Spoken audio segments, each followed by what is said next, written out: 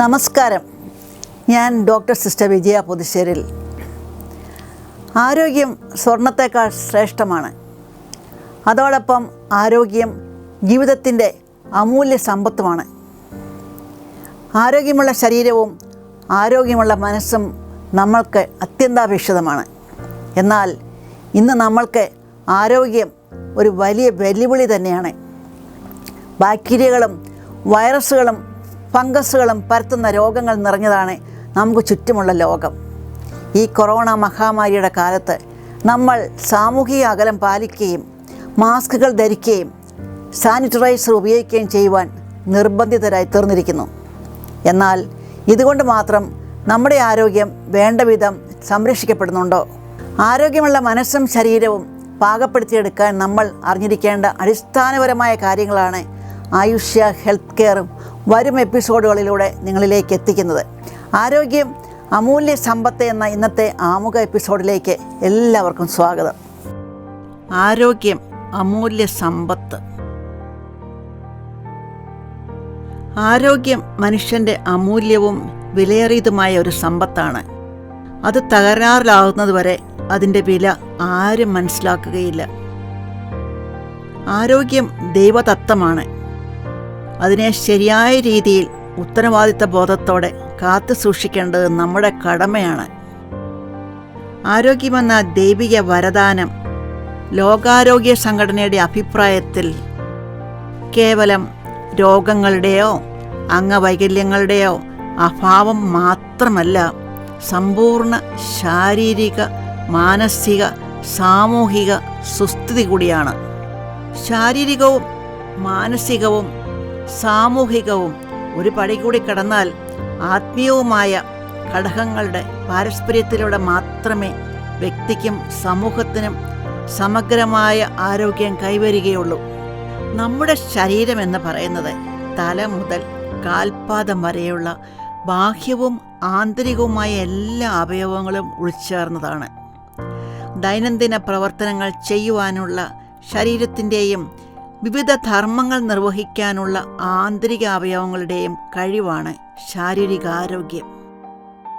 മാനസിക ആരോഗ്യം എന്ന് പറയുന്നത് വ്യക്തിക്ക് സ്വന്തം കഴിവുകൾ തിരിച്ചറിയുവാനും ജീവിതത്തിലെ സമ്മർദ്ദങ്ങളെ നേരിടാനും ഫലപ്രദമായി പ്രവർത്തിക്കാനും കഴിയുന്ന ഒരു ക്ഷേമാവസ്ഥയാണ്.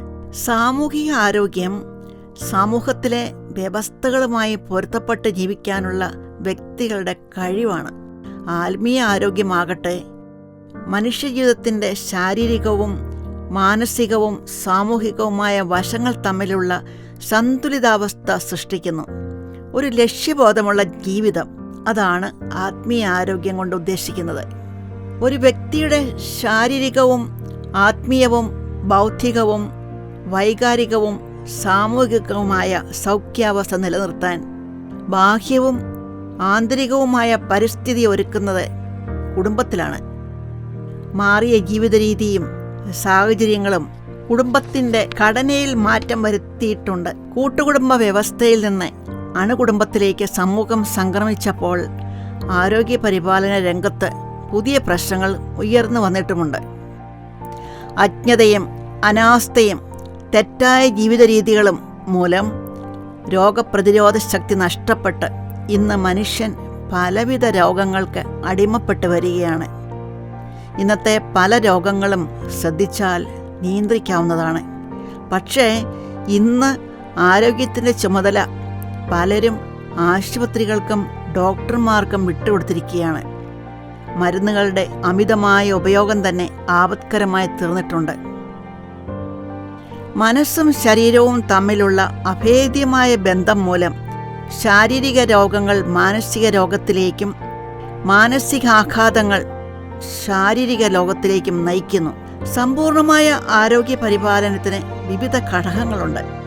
അതിലേറ്റവും പ്രധാനപ്പെട്ട ഏതാനും ഘടകങ്ങളാണ് വ്യക്തിപരമായ ആരോഗ്യ പാലനം, പരിസര ശുചിത്വം, പകർച്ചവ്യാധി തടയൽ, ജീവിതശൈലി രോഗപ്രതിരോധം, മാനസികാരോഗ്യം എന്നിവ. ഈ എപ്പിസോഡിൽ ആരോഗ്യം മനുഷ്യൻ്റെ അമൂല്യ സമ്പത്താണ് എന്നും അത് പരിപാലിക്കേണ്ടത് നമ്മുടെ എല്ലാവരുടെയും കടമയാണെന്നും ആരോഗ്യ പരിപാലനത്തിന് വിവിധ ഘടകങ്ങൾ എന്തൊക്കെയാണെന്നും നമ്മൾ കണ്ടു. ഓരോ ഘടകങ്ങളും വിശദമായി പഠിക്കേണ്ടതുണ്ട്. വരും എപ്പിസോഡുകളിൽ വ്യക്തിപരമായ ആരോഗ്യ പാലനത്തെക്കുറിച്ചാണ് നമ്മൾ പഠിക്കാൻ പോകുന്നത്. വ്യക്തിപരമായ ആരോഗ്യ പരിപാലനം എന്ന് പറയുന്നത് 5 പാർട്സ് അഥവാ ഭാഗങ്ങളായി തിരിച്ചിരിക്കുകയാണ്.